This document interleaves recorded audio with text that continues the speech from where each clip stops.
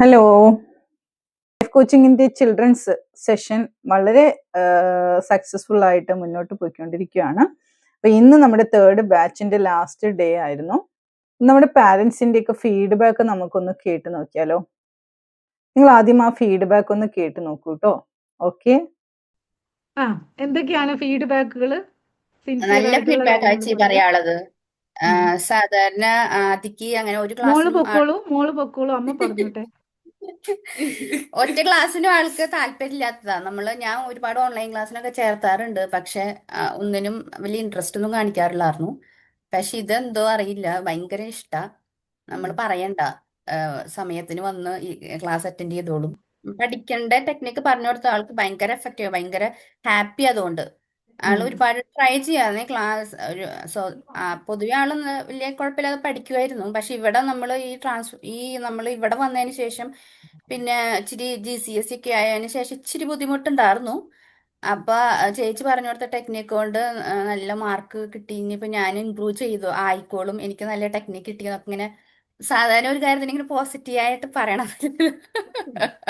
അപ്പൊ മൊത്തത്തിലൊരു പോസിറ്റിവിറ്റി ഉണ്ട് ആൾക്ക്. ഇപ്പൊ ഭയങ്കര ഹാപ്പിയാണ് എപ്പോഴും. മറ്റേത് എപ്പോഴും ഒരു ഭയങ്കര മൂടിയ, ഭയങ്കര വിഷമത്തിൽ എപ്പോഴും സ്കൂൾ വിട്ടു വന്നു കഴിഞ്ഞാൽ ഭയങ്കര വിഷമാ എപ്പോഴും. ആൾക്ക് എന്താ പറയാ, ഭയങ്കരമായിട്ട് നെഗറ്റീവിലോട്ട് ഫോക്കസ് ചെയ്യായിരുന്നു.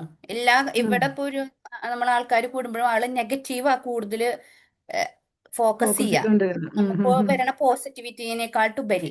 പക്ഷെ ഇപ്പൊ എനിക്ക് ഭയങ്കര വ്യത്യാസം. ആള് എപ്പോഴും ഹാപ്പിയാ കാണുമ്പോ. സ്കൂള് വിട്ടു വന്നാലും വിഷമം എന്തെങ്കിലും ഉണ്ടെങ്കിൽ പോലും അത് ഹാപ്പി ആയിട്ടാണ് നമ്മളോട് പറയണത്. ആ സന്തോഷമുണ്ട് ആൾക്ക്. കൂടുതൽ ഇമ്പ്രൂവ് ചെയ്യാൻ പറ്റുന്ന ഒരു ഇതുണ്ട്. പിന്നെന്താ, പിന്നെ ഈ പറഞ്ഞ പോലെ ആൾക്കാരോട് അധികം മിങ്കിൾ ചെയ്യില്ലായിരുന്നു വലിയ കാര്യമായിട്ട്.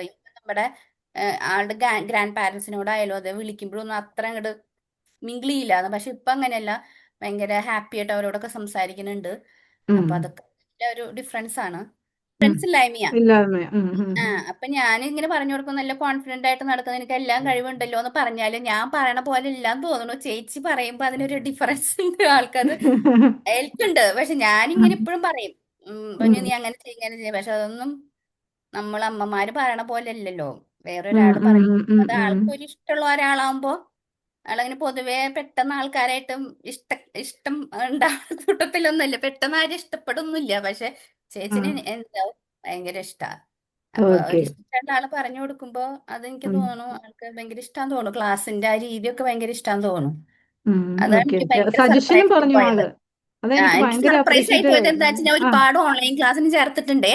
ഈ പിയാനോ പഠിക്കാനോ അതിന് ഇതിന് എന്നൊക്കെ പറഞ്ഞിട്ട് ഒരുപാട് ഓൺലൈൻ ക്ലാസ്സുകളിൽ ആളിനെ ഞാൻ പണ്ട് മുതലേ ചേർക്കാറുണ്ട്. അത് കാരണം ആൾക്ക് എനിക്കറിയാം ടാലന്റ് ഉണ്ടെന്ന്, പക്ഷെ ഒന്നും പുറത്തോട്ട് കാണിക്കില്ല, ആർക്കും അറിയില്ല. അപ്പൊ നമുക്ക് ഇത് ഇങ്ങനെയെങ്കിലും ഒരു കോൺഫിഡൻസ് ഉണ്ടാക്കി എടുക്കണം എന്നൊരു ചിന്തയായിരുന്നു എനിക്ക്. അപ്പൊ ഞാൻ ഈ പറയുമ്പോൾ എല്ലാത്തിനും ചേർക്കും, പക്ഷെ ഒന്നിനും ഇഷ്ടമല്ല. ഒറ്റ ക്ലാസ്സിനും ആൾ അറ്റൻഡ് ചെയ്യില്ല.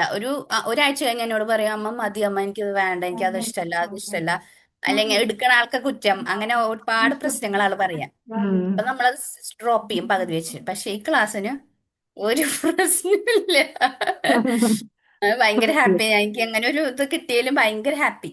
ഒരു കോൺഫിഡൻസ് ലെവൽ. കാരണം നമുക്കിപ്പം 21 ഡേയ്സ് ക്ലാസ്, നമുക്കൊരു ലിമിറ്റേഷൻ ഉണ്ട്. എനിക്ക് എല്ലാ കാര്യങ്ങളും കവർ ചെയ്യാൻ അറിയാം. വേണം. ഇപ്രാവശ്യം ഞാൻ അതറിയാം. കൂടുതൽ സ്റ്റഡി ഓറിയന്റഡാ കൊടുത്തത്. അപ്പൊ നമുക്ക് കുറച്ചും കൂടെ കൂടുതൽ ആയിട്ട് നെക്സ്റ്റ് ബാച്ചിലേക്ക് നമുക്ക് ഉൾപ്പെടുത്താം. അപ്പൊ കുറച്ചും കൂടെ എന്താണെങ്കിലും ഒരു 3 മന്ത് മിനിമം നമ്മൾ ജീവിതകാലം മൊത്തം വേണമെങ്കിൽ അവർക്ക് കൂടെ കൂടാം. No worries. ഏജ് അനുസരിച്ചിട്ട് നമുക്ക് ക്ലാസ്സിന്റെ സബ്ജക്റ്റും കാര്യങ്ങളും ഒക്കെ മാറും. അപ്പം അങ്ങനെ വരുമ്പോഴത്തേനും അവർ ഓട്ടോമാറ്റിക്കലി തന്നെ അവർ അതിലേക്ക് എത്തും. കാരണം അവരിപ്പം ഇത്രയും വർഷം ഫോളോ ചെയ്തുകൊണ്ടിരുന്ന കാര്യങ്ങളാണ് അല്ലേ. അപ്പൊ നമ്മളിപ്പോൾ ഒരു മാസം കൊണ്ട് ഇത്രയും ഒരു ചേഞ്ച് അവരിലേക്ക് ഉണ്ടാക്കാൻ പറ്റുവാണെങ്കിൽ continuously 1 or 2 months or 3 months more ഉണ്ടെങ്കിൽ നമുക്ക് അതിനേക്കാളും കൂടുതലായിട്ട് നമുക്ക് അവരെ ഇമ്പ്രൂവ് ചെയ്ത് കൊണ്ടുവരാൻ പറ്റും. She is very talented actually. I am really appreciating her as well.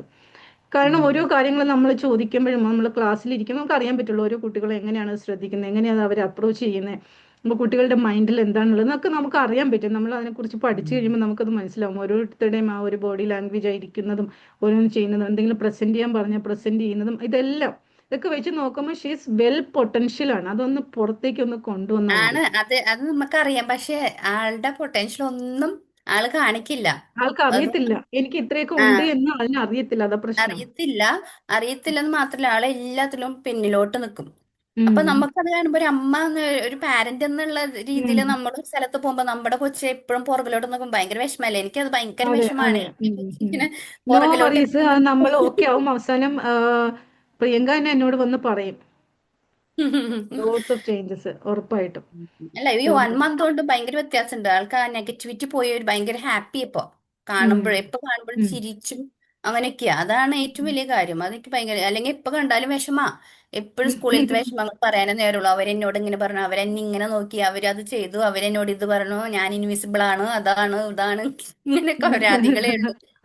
അപ്പൊ ഇപ്പൊ അങ്ങനൊന്നും പറയണില്ല. അപ്പൊ അതന്നെ വലിയൊരു കാര്യ. ഓക്കെ. ആൾക്കാർ വിചാരിക്കുന്ന എന്താണെന്ന് അറിയാം. അവര് വിചാരിക്കുന്നത് നമ്മള് റിലീജിയസ് വൈസ് എന്തോ ചെയ്യുവാണ്.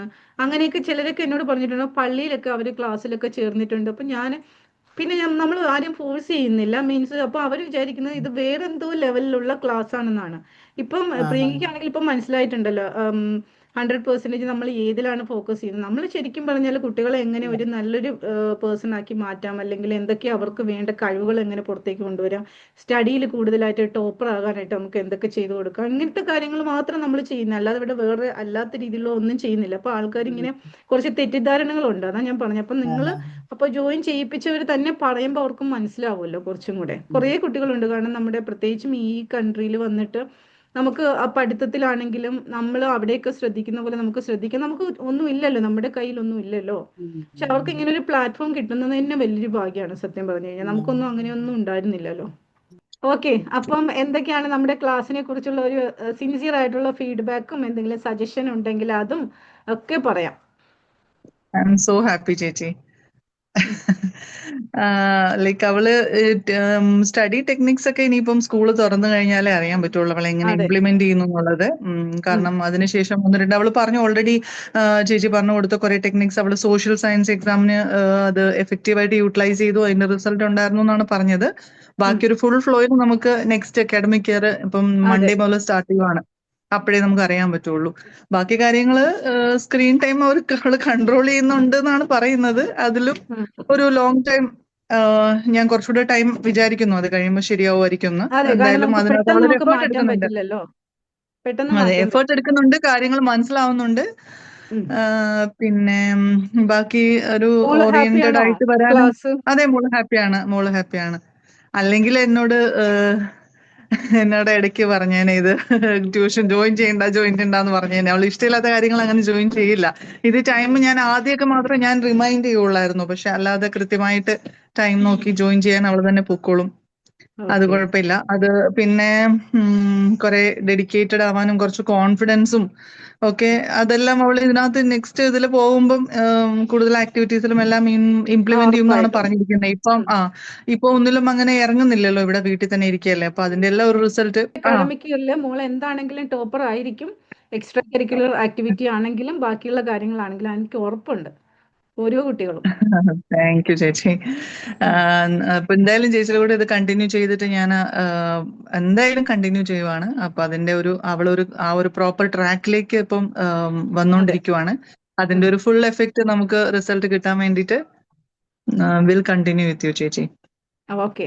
Thank you so much. Because we അതുപോലെ തന്നെ നീഡ് യുവർ ഗൈഡൻസ്. ആരെങ്കിലും thank we you. Need your thank you. Guidance. Sure. Thank you. Thank you so much. You are a big thank you. asset now for us. Thank you so Transformer, much. Thank you. life transformer. Thank you. എനിക്കറിയാം, ഞാനും പഠിച്ചുകൊണ്ടിരിക്കുകയാണ്. അപ്പൊ ഈ പ്രാവശ്യം ഞാൻ കഴിഞ്ഞ ജനുവരിയിലാണ് നമ്മുടെ first batch start ചെയ്യുന്നത്. ആ 2 ബാച്ചിലും കൊടുത്തതിനേക്കാളും കുറച്ചും കൂടെ കൂടുതൽ കാര്യങ്ങൾ ഞാൻ ഈ പ്രാവശ്യത്തെ ബാച്ചിൽ ഞാൻ ഉൾപ്പെടുത്തിയിരുന്നു. ഇനി നെക്സ്റ്റ് ബാച്ചിൽ കുറച്ചും Okay. കൂടി നന്നായിട്ട് തന്നെ ചെയ്യണമെന്ന് വിചാരിക്കുന്നുണ്ട്. ഹോപ്പ്ഫുള്ളി. ഓക്കെ. അപ്പൊ thank you so Inshallah. Much for the feedback കേട്ടോ. ഓക്കെ. വെൽക്കം ചേച്ചി, welcome. Thank you so much. ഞാൻ ചേച്ചിക്കാണ് സത്യം പറഞ്ഞ നന്ദി പറയേണ്ടത്. ഞാൻ ഇതിൽ എത്തിപ്പെട്ടത് പിന്നെ ദൈവമായിരിക്കും എനിക്ക് ചേച്ചി കൊണ്ട് തന്നത്. സോ ഞാൻ അതിലിങ്ങനെ ഓക്കെ. ശരി എന്നാ അപ്പൊ. താങ്ക് യു സോ മച്ച് ചേച്ചി. Thank you. Bless you. Thank you. Thank you. ഇതൊക്കെയാണ് പാരന്റ്സിന്റെ ഫീഡ്ബാക്ക് എന്ന് പറയുന്നത്. അപ്പൊ നിങ്ങൾക്കും നിങ്ങളുടെ കുട്ടികളെ നമ്മുടെ ഈ ഒരു ക്ലാസ്സിലേക്ക് ചേർക്കാനായിട്ട് താല്പര്യമുണ്ടെങ്കിൽ തീർച്ചയായിട്ടും നിങ്ങൾ കോൺടാക്ട് ചെയ്യുക. കോൺടാക്ട് നമ്പർ ഞാൻ കൊടുക്കുന്നുണ്ട്. അതോടൊപ്പം തന്നെ ഡിസ്ക്രിപ്ഷനിൽ ഞാൻ ഡീറ്റെയിൽഡ് കൊടുക്കുന്നുണ്ട്. വാട്സപ്പ് ലിങ്കും ഡിസ്ക്രിപ്ഷനിൽ തന്നെ ഉണ്ട്. അപ്പം നിങ്ങൾക്ക് വേണമെന്നുണ്ടെങ്കിൽ നിങ്ങളുടെ കുഞ്ഞുങ്ങളെ ചേർക്കണമെന്ന് ആഗ്രഹം ഉണ്ടെങ്കിൽ ആ വാട്സപ്പ് ഗ്രൂപ്പിൻ്റെ ഭാഗമാവുക. അതോടൊപ്പം തന്നെ നിങ്ങൾക്ക് പേഴ്സണലി എന്നെ കോൺടാക്ട് ചെയ്യാവുന്നതാണ്. Okay, thank U. ശരിക്കും ഞാൻ ഓരോ പ്രാവശ്യവും ഞാനും പഠിച്ചുകൊണ്ടിരിക്കുകയാണ്. അതോടൊപ്പം തന്നെ എൻ്റെ കുഞ്ഞുങ്ങൾക്ക് എന്തൊക്കെയാണ് നമുക്ക് ഇനിയും അവർക്ക് കൊടുക്കാൻ പറ്റുന്നത്, അവരുടെ ഒരു സക്സസ്ഫുൾ ലൈഫിന് വേണ്ടിയിട്ട് നമുക്ക് എന്തൊക്കെ ചെയ്യാൻ പറ്റും, ആ കാര്യങ്ങളൊക്കെ ഞാനും റിസർച്ച് ചെയ്തുകൊണ്ടിരിക്കുകയാണ്. അതുപോലെ തന്നെ എന്തെങ്കിലുമൊക്കെ കൂടുതലായിട്ട് നല്ല നല്ല കാര്യങ്ങൾ, സ്റ്റഡി ടിപ്പുകളാണെങ്കിലും സ്റ്റഡി ടെക്നിക്കുകളാണെങ്കിലും അവരുടെ പേഴ്സണൽ ഗ്രോത്തിനും അവരുടെ സോഷ്യൽ ഗ്രോത്തിനും ഒക്കെ സഹായിക്കുന്ന ഓരോരോ കാര്യങ്ങളും ആഡ് ചെയ്യണമെന്ന് വളരെ ആഗ്രഹമുണ്ട്. അതിലേക്കുള്ള മാക്സിമം പൊട്ടൻഷ്യൽ ഞാൻ ഇട്ടുകൊണ്ട് തന്നെ ഓരോ ക്ലാസ്സുകളും കൊടുക്കാൻ വേണ്ടിയിട്ട് ശ്രമിച്ചുകൊണ്ടിരിക്കുകയാണ്. അപ്പം എല്ലാവർക്കും താല്പര്യമുള്ളവരെല്ലാം തന്നെ നിങ്ങളുടെ കുഞ്ഞുങ്ങളെ ചേർക്കാൻ താല്പര്യമുണ്ട് എങ്കിൽ തീർച്ചയായിട്ടും നിങ്ങൾ കോൺടാക്ട് ചെയ്യുക. Thank you.